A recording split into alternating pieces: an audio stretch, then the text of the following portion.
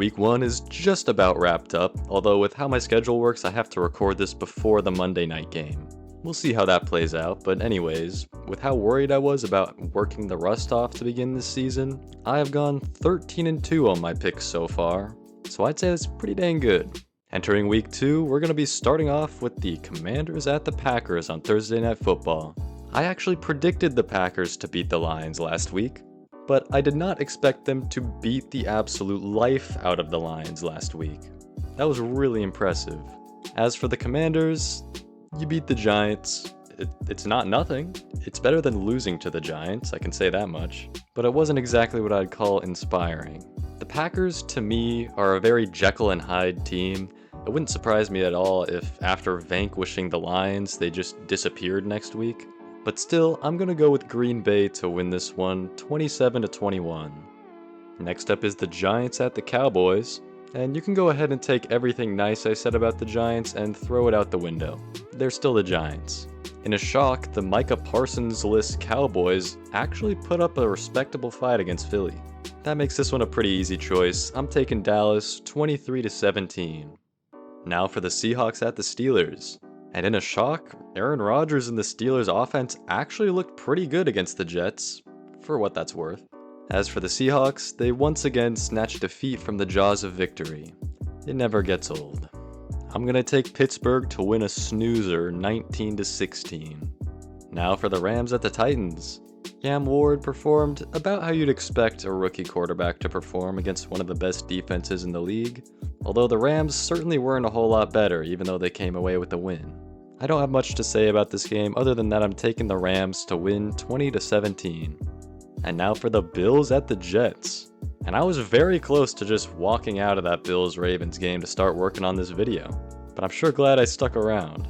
The Jets certainly looked better than expected last week, but if they couldn't beat the Steelers, I don't have much confidence in them beating the Bills.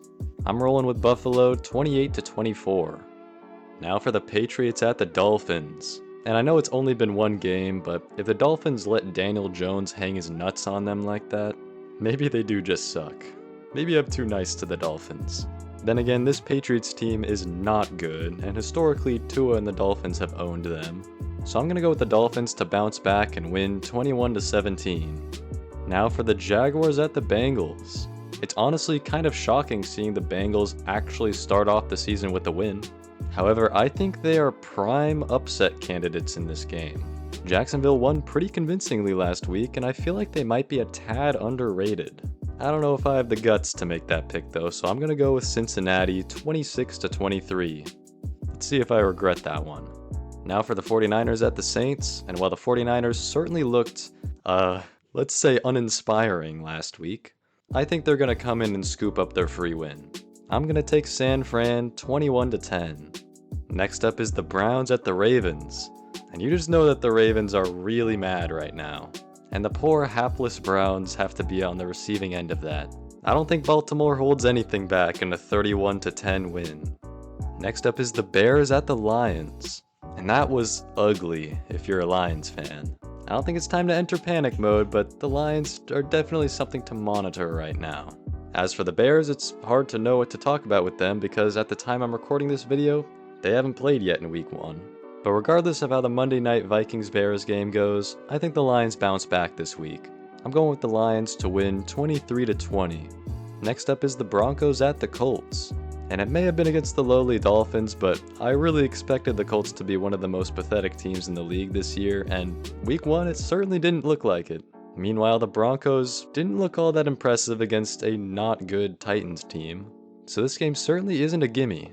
Although I definitely have basically no confidence in Daniel Jones to put up points against that Broncos defense, so I'm going with Denver to win 21-14. Next up is the Panthers at the Cardinals, and unfortunately, Bryce Young reverted back to being Bryce Young. Hopefully he turns it around after that Week 1 performance, but it wasn't pretty. As for the Cardinals, they were solid but unspectacular in their win against probably the worst team in the league, so it's hard to say much about them either way. I think Arizona picks up another win, 27-20. And now for the Super Bowl rematch, the Eagles at the Chiefs. The Chiefs are coming off of a loss to the division rival Chargers, while the Eagles barely squeaked past the Cowboys. Overall, neither team lived up to expectations in week 1, but I still think the Eagles are the better team. However, despite everything pointing otherwise, I'm actually going to go with Kansas City here. They're playing at home, and as they say, it's hard to beat a good team twice. I think the Chiefs get their revenge, 26-24. Next up on Sunday Night Football, it's the Falcons at the Vikings. This is probably the toughest pick of the week. The most obvious reason is that, just like the Bears, the Vikings haven't played yet at the time I'm recording this video, so I have nothing to go off of. But the Falcons are also kind of a mystery. Even though they've already played, I don't really know what to expect from them. They lost week 1, so maybe I could dock them points for that, but they also played really tough against a very good Tampa Bay team. For now, I'm going to go with Minnesota to win 26-21, but if there's any pick I'm not certain about, it's this one. And finally, we have a Monday night doubleheader, starting off with the Buccaneers at the Texans. Baker Mayfield and the Bucs were pretty clutch to squeak out a win against the Falcons, whereas the Texans looked pretty lifeless. It seems the hopes of CJ Stroud recovering from his sophomore slump are still up in the air. I'm going with Tampa in this one, 24-17. And the last game of the week will be the Chargers at the Raiders. And as a Seahawks fan who watched Geno Smith, I can say that I think this Raiders team is going to be a pain to play against. I don't think they'll make a push for the playoffs, but they're certainly not going to be a team you can pencil in for a win on your schedule. However, the Chargers looked pretty good in week 1, and that's an understatement. So I don't expect them to drop this one, although you never know with a division game. I think the Chargers take this one 23-20 on the road. And there's all my picks for week 2. If you enjoyed the video, make sure to like and subscribe, and I'll see you in the next one. Thanks for watching.